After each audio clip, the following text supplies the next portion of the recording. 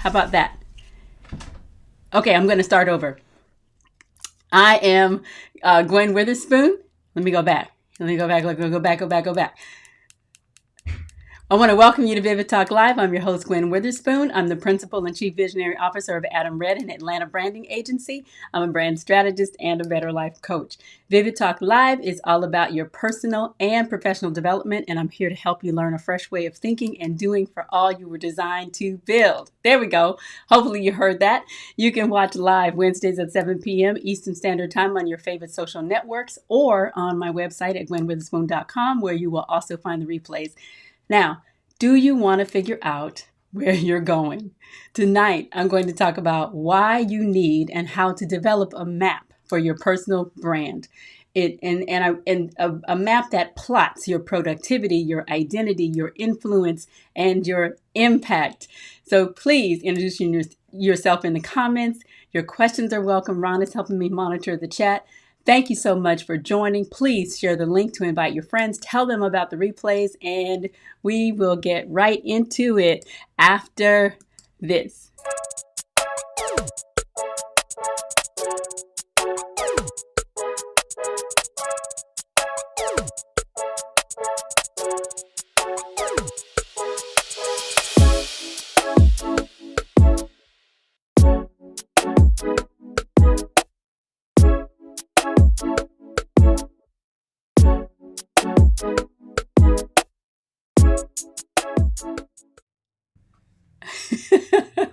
We had a big week last week. So right now, what I want to make sure you do is follow at Gwen Fuchsius on Facebook, Instagram, Twitter, Periscope, and Gwen Witherspoon Coach on YouTube. But we had a giant week last week, and I moved all the equipment around, and literally moments before the countdown was done, I went, wait, the microphone light is not on.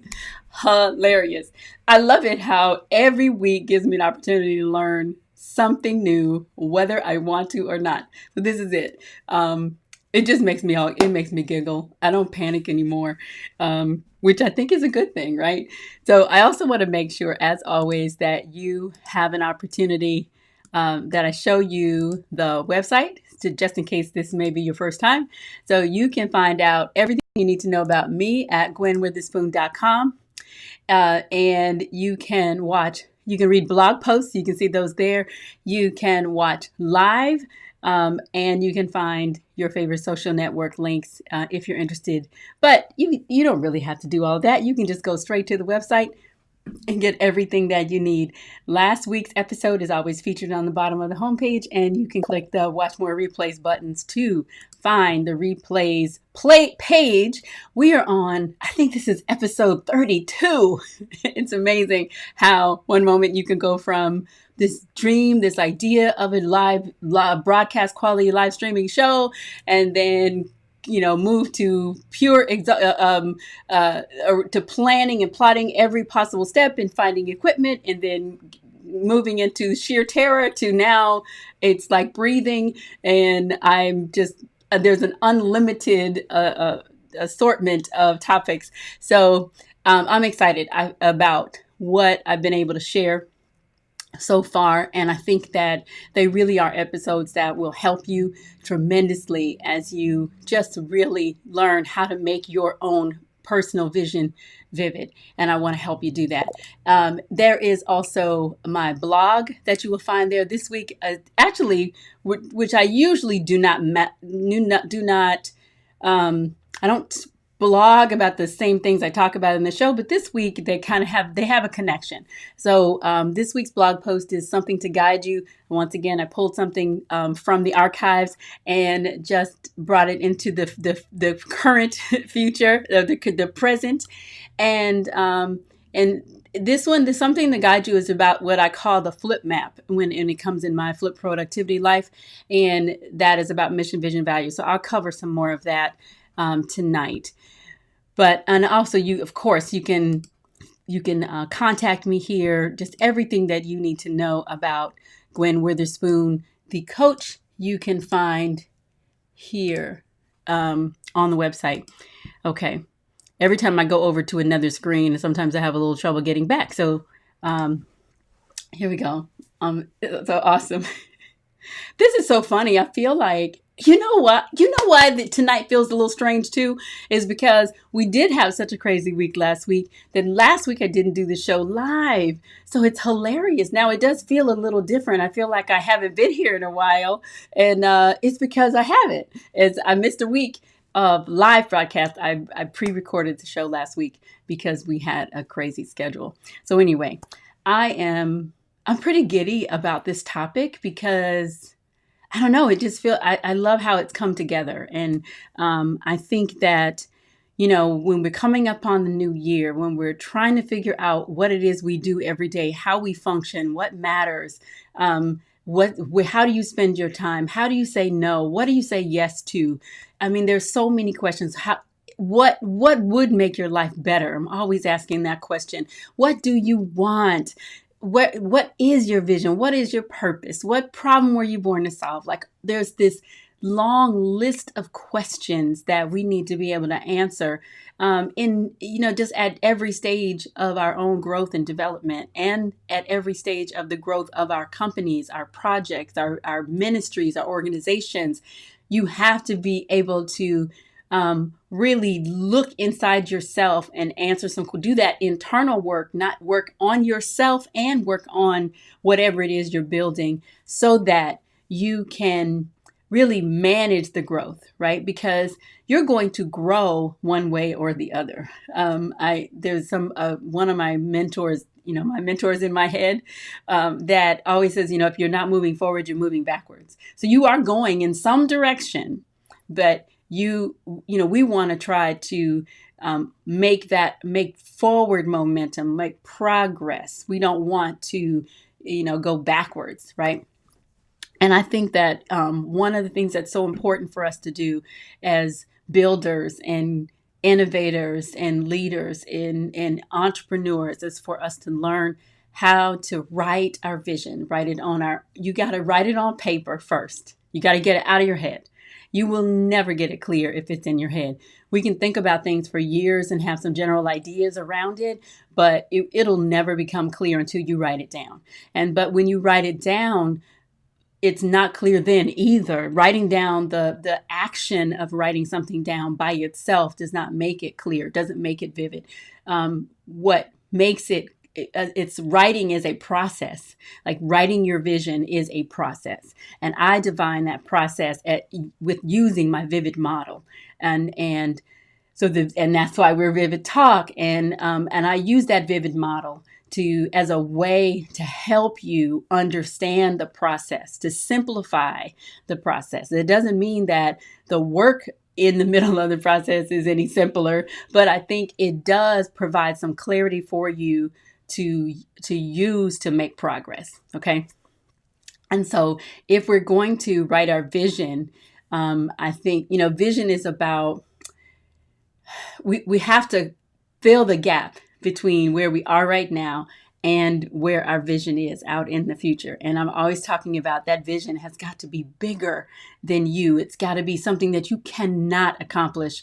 If it's something that you know how to do, it may be a big project even that you know how to do, then it's really not a vision per se. That may be a goal or an objective, a strategy, but it's not necessarily a vision. A vision is far bigger than you, something you can't accomplish by yourself. And it's going to require a journey. It's going to require some growth. And so that I call it the wisdom gap, the gap between where you are right now and where you want to be, where that vision is taking you, that positive future that you see in front of you. I call that gap the wisdom gap.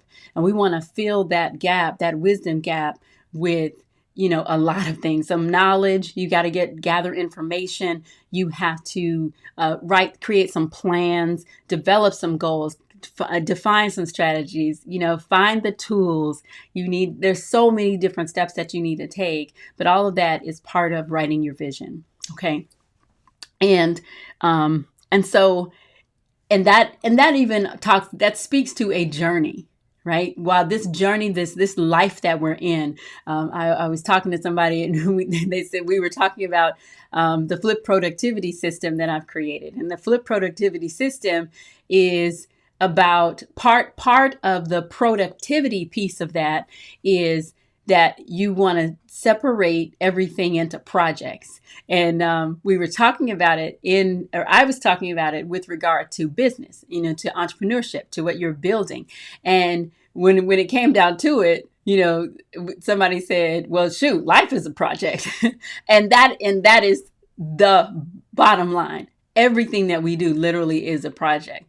And so we need to learn how to manage projects at every level. And no matter what type it is, those internal projects, those external projects, those projects that impact other people. And ultimately, all of those things, all those elements together form your vision. And so when you are going on this journey, and you are the most central and important part of this in the whole thing.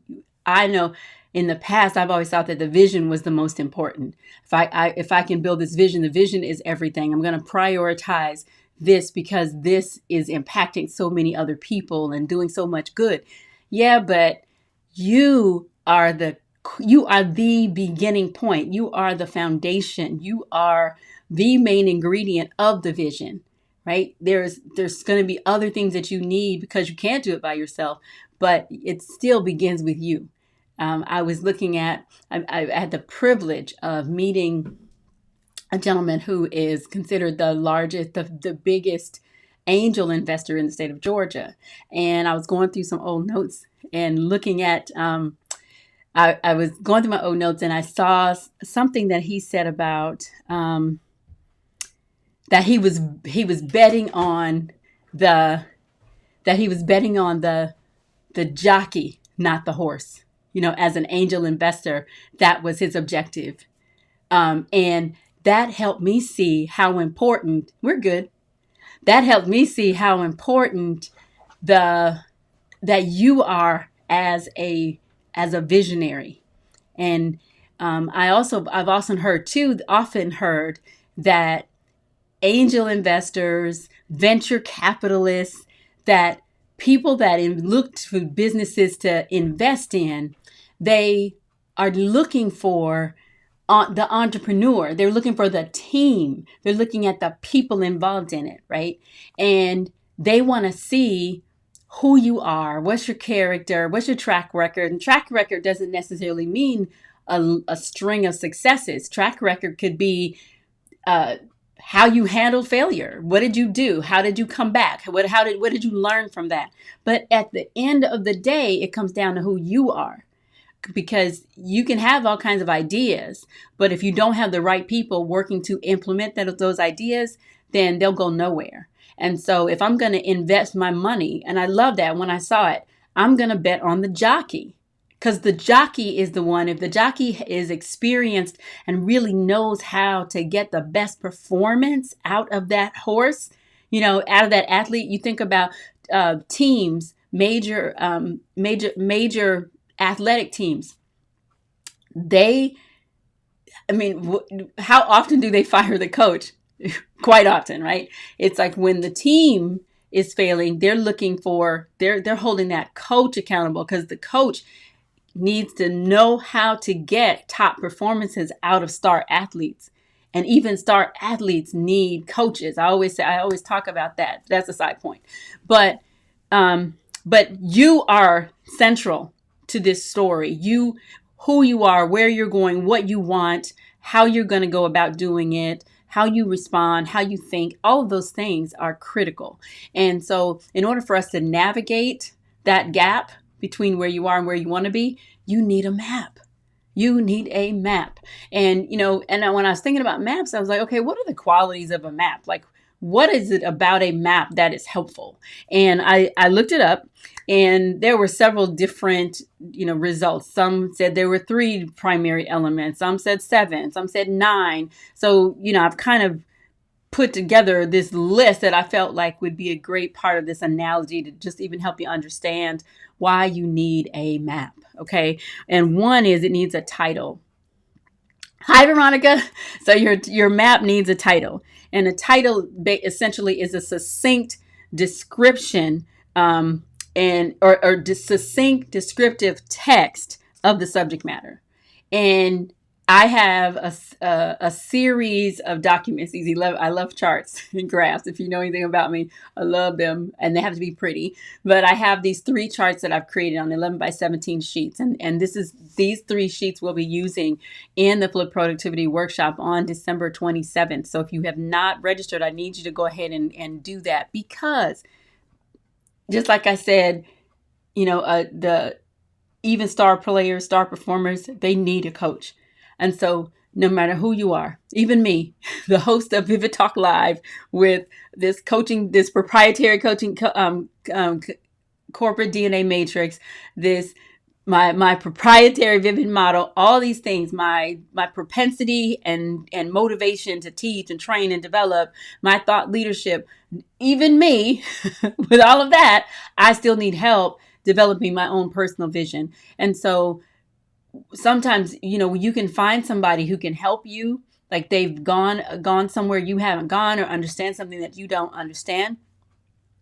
Or even they see something different from you. You may have the same base of knowledge, but just their perspective can help propel you forward, as opposed to, just being self-reliant, which if you are a builder, you are self-reliant. You are an innovator. You are a self-starter. You are motivated to make a difference, to make a change. So no one has to make you get up and function. You are resourceful. But even then, you still need help, because sometimes being resourceful can almost it's a blessing and a curse, right? Every positive has a negative. And the positive is that you can make anything happen. I hate sitting around waiting for somebody to do something for me. I can't stand it. And even when I need help, I'll go look for it. But if for some reason that situation doesn't work out, I'm going to push and push and push until I find out some way to move forward, to learn more, to grow, to develop, to do something so that I can get that thing done.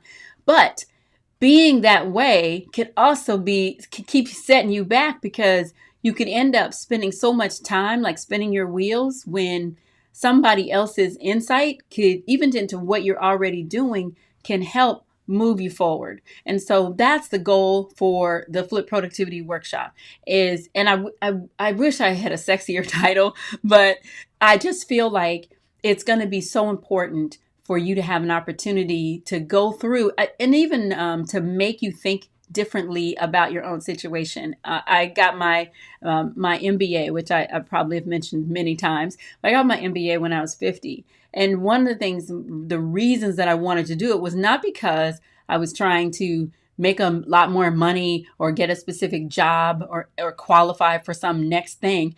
I did it because I wanted an opportunity to develop personally in a way that I couldn't do on my own. I spent my entire adult career developing and really kind of winging it, right? Like growing just by trial and error, and by being thrown in the fire over and over again. And I felt like I'd made a lot of progress and I was happy about where I was, but I felt like doing a defined course of study would help me to do things. It would force me to do things that I wouldn't do on my own, that would help develop muscles that I hadn't developed yet.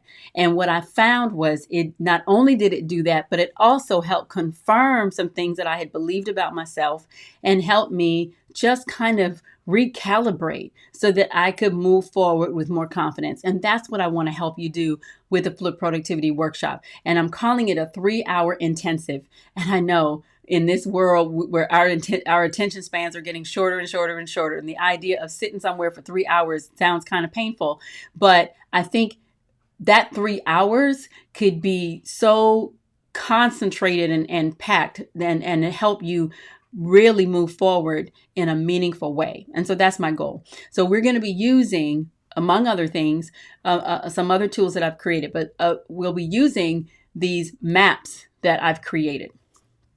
And so and I went into that long explanation, because when you talk about qualities of a map, one is a title, a succinct, descriptive text of the subject matter. So I have 3.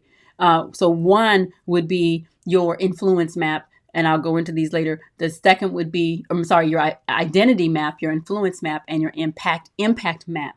And we would start that with a flip map. So there are 4 titles or 4 types of maps that I think you need to create for your personal brand. Okay. And then the second quality of a map is direction. And so all of the results that I found and the descriptions that I found talked about, a north arrow. We know that a compass is, it positions, the north is its, its basis, it's its base for functioning, right? So there's a direction. And it also talked about, in a couple of different versions, descriptions that I saw, it also talked about like dimension, because the maps have kind of layers to them. And I think that kind of speaks to this idea of your productivity, your identity, your influence, because there's depth to you. You're not a one-dimensional being. There's more happening than what's on the surface. And there's just so much to building who you are, to defining that, and to developing that in a meaningful way. So I think when you think about a map and direction, that it covers a compass, it covers dimension, it covers really kind of this grid that you're going to use to build your personal brand. And then the third quality is a legend of symbols. And I think if you think about, color keys and just the actual markings on a map, I think your personal brand map needs to have some kind of a legend to it that helps you understand even how it works, so that you can use it as a really good sound tool. And then the fourth quality of a map is distance or scale. And then that's where we talk about dimension. Okay, distance or scale. And I was thinking about it, and I said, well, on your personal brand map, you really can't totally define what the distance is going to be, or completely understand the scale. But I think that helped me really understand that, or just come to recognize, I think in your flip map, in your maps that we're going to go through for you, I think we can talk about it in terms of time frames. Like, you can set some goals and some objectives and utilize just other outside resources to help you kind of get a framework for how much time you want to devote to something, or how long you think it might be. Just because you create a time frame doesn't mean that you're locked into that forever. I think it does, though, help you. Sometimes it can help you settle down, because if you think of something in terms of, if you think about what has happened for you and through you in the last 10 years, then thinking 10 years forward might not be as scary, because you may look back over the last 10 years and realize that you really have made a lot of progress, or that it really doesn't feel as long as you thought 10 years. Like, if you think about 10 years into the future, that seems like a long time. But when we look back and you think about how fast, even 2020, it has flown by. Like, we're almost done. So the fact that, we need to, I think, take a more sober look at time, and not be intimidated by long time frames, or even by short ones, that we just learn how to skillfully and confidently apply principles to how we think about time and how we make plans, and that we learn how to celebrate every step of the way, instead of, I'm 57. I talk about that all the time. And I could very easily say, man, I should be further along, right? But I think I'm right on time, and I feel like I'm just getting started, and I'm learning now to just really enjoy all of it, enjoy the process and the steps. And I've heard of people, an artist in particular, who's over 100 years old, and she's spent her entire life, 100 years, her at least 50 or more than that, probably 70, 80 years of her adulthood creating art, and not getting recognized at all. And really just doing it for the love, and building this portfolio of work. And now she's getting 6-7 figures for her artwork, and she's in a wheelchair. And it just really reminded me that it's just never too late for anything. And your potential and the possibilities that are ahead for you are limitless. And so learning how to just be able to plan, imagine, and think about time in a different way, so that in distance, that would be a really vital tool for your map. And then the other is labels. And those labels kind of help you understand where you are, in the scope of it all. So title, direction, legend, distance, and labels. And so those are the 5 qualities of a map. And then your map begins with a survey. Those guys, they have the tripods and they're looking through those things in construction. They're surveying, right? They're surveyors. And so oftentimes, the basic tools that I go back to over and over are personality profiles. And so there are several profiles that I recommend. And those profiles, the results from those are really great tools to use as you define your identity, your influence, and your impact maps. So now, when we talk about developing your personal brand map, told you I have the Flip Productivity System. And on the plan side, the slogan for Flip Productivity is plan, produce, play. Plan your work, produce what you've planned, spend more time at play. We talked last week about living your life at play, and several other episodes. And play, I love to say, is delightfully being while, okay, of course I wouldn't be able to remember it off the top of my head. Where is it? Hold on. I want to make sure I get that out because I should know that. But we're going to go ahead and pull out my trusty files. Effectively doing while delightfully being. Okay, that is play. And that's where we want to get to, learning how to live our lives at play. And so on the plan side of the flip book, it's planning on one side, you flip it over, and it's producing on the other. On the plan side, there are 5 worksheets that cover the vivid model: vision, identity, voice, information, and development. And then at the end of that, there's what I call the flip map. And the flip map, it covers your mission, vision, and values. So that's the first map that you want to create: mission, vision, and values. And I love definitions, and you know that. Mission is an important assignment. So you want to define what your important assignment is with regard to what it is you are building. It's just not generic mission. This is what specifically are you trying to build, and then what is your mission toward that thing that you're trying to build, okay? And then vision is the ability to think about or plan the future with imagination or wisdom. So we're using our maps to plan the future. And then values, basic and fundamental beliefs that guide or motivate your attitudes and your actions. And I talk a lot about your actions, and your values are that which is good, desirable, and worthwhile to you. Not good, desirable, and worthwhile to everybody else, how everybody else defines good. How do you define good? And you have to take the time to work through that for yourself. And I say, we want to break your values down into 3 words, right? Not any big long paragraphs and prose. We just 3 words. What are those 3 primary words that summarize your fundamental beliefs? So that's the first map. The second is your identity map. Your identity map covers your unique thinking pattern. Again, I have the brain map online assessment I use is a really great tool because it helps you identify your unique thinking profile and other kind of patterns of thinking and how others perceive you. So many different really great pieces of information that you can use to understand yourself. And of course, as you learn more about yourself using a tool like that, you get to learn more about other people as well. And so it strengthens your relationships just across the board with yourself and with others. Then your identity map also, we want to talk about your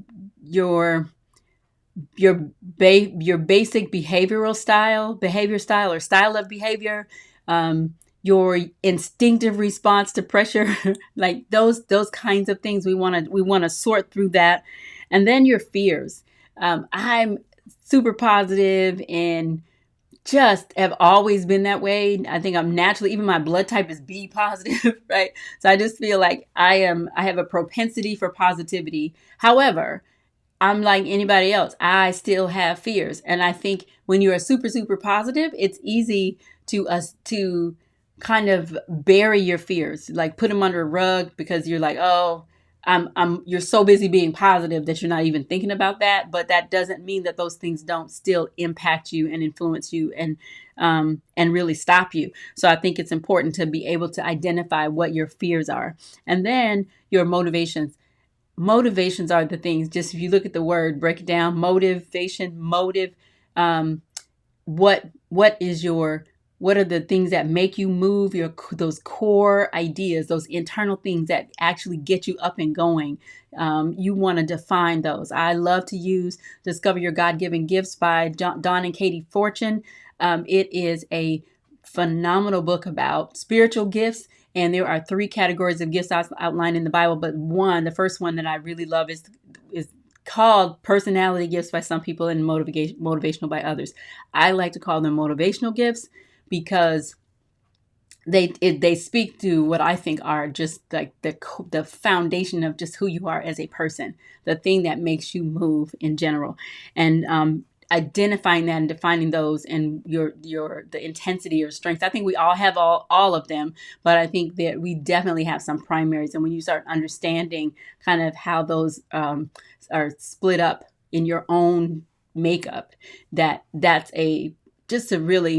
it's a superpower to understand those things about yourself. Then the other is strengths. I love the Clifton Strengths Finder 2.0 online assessment as well. Talks about your top 5 strengths.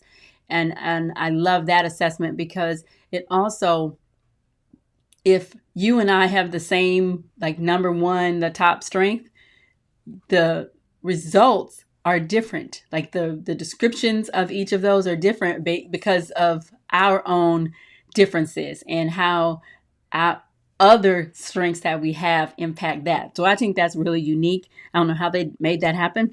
And then values, which I talked about. I think once you define what those top 3 values are, we can use them in your flip map, and we can also use them in your identity map because they are such a core part of who you are. And the last piece is your calling. And I think we often ask people, what's your purpose? And it's a hard question to answer just out the gate, but we're going to work our way up to it, because if you don't understand the difference between your purpose, your calling, your motivations, your inspiration, like if you don't understand those things, it can be very confusing and chaotic. And so what we want to do is we want to minimize and eliminate as much chaos as we possibly can, so you understand more and more about who you are. So that's your identity map. And the last, I'm going to try to go through these quickly so I don't keep like going over from week to week, but your influence map. So that's the third map that I think you need to have. And that when we are talking about your personal brand. And again, we're going to start with your thinking.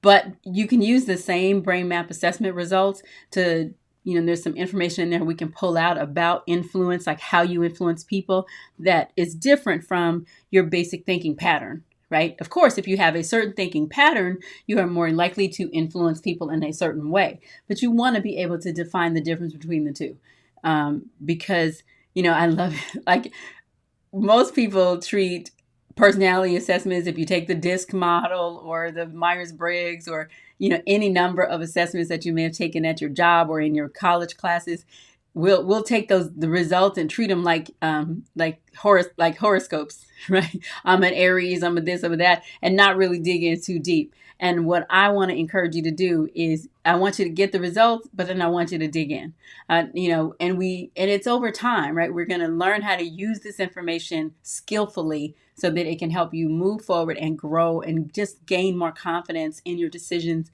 and your actions every day, and help make you take more decisive action.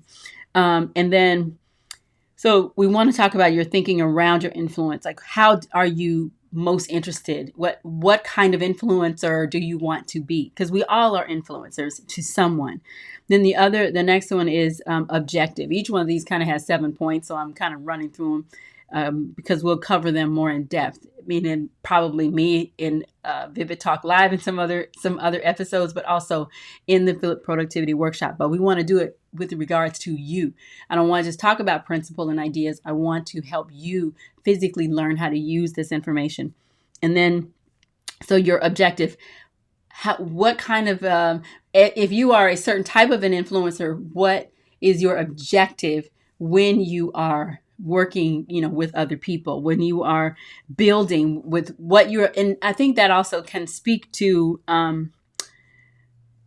it helps you start thinking about who your unique person, your customer profile. We talk about that all the time, your personal, who this person is you're trying to reach. It'll help you start thinking about that.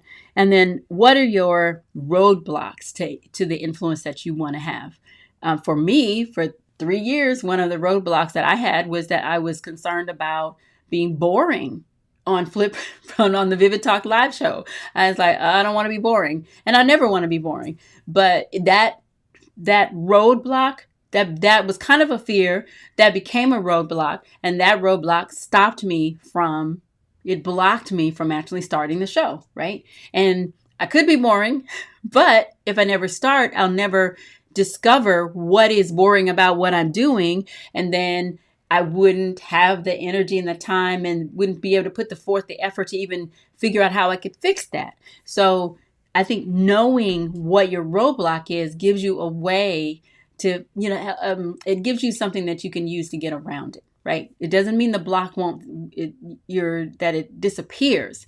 It just means you need to learn a way to deal with it. But if you don't know that it's there, right? If you don't even recognize it, then you're basically helpless. And so we want to eliminate that. Right. Until I did the show, I wouldn't have known whether I was boring or how to not be boring. Right. And so I'm growing and learning, and you would do the same thing. And then the other piece of your influence map is really thinking about how you are perceived by others. And I just had a conversation with a friend of mine. I'm surrounded by all these prophetic men and women who just really can read you, right? They can read a situation. These people tend to be very, very blunt. And sometimes it can be feel abrasive and very difficult to hear what they have to say. But they are so insightful that their voice is valuable, and you need these kinds of people in your life. But they could be perceived, and we were talking about the positive and the negative, which I mentioned earlier, the positive side and the negative side of every gift that we have. There is a negative. So I might be perceived by others negatively one way, like I might hear, or positively. You may hear something over and over again from people. So I think if you listen to what you've heard, and again, and I want to caution, just because somebody has said some negative thing about you, or people have said it over and over, that doesn't mean that's a bad thing, right? The negative thing that you might hear over and over again could be a sign. It could point you toward your gift, because I have a heavy administrative motivation. I'm the one that's always trying to organize something, bring order, whatever. I've been called a control freak. So if somebody calls you a control freak, that could be a sign, right? Because people who are very organized and administrative and operational, and who are builders, of course they would be more controlling in the way they think, because they want to control the direction and put together materials and bring together people to get to a result. So you have to control certain amount of the elements that, as you go. So on the negative side, though, that can feel oppressive to other people.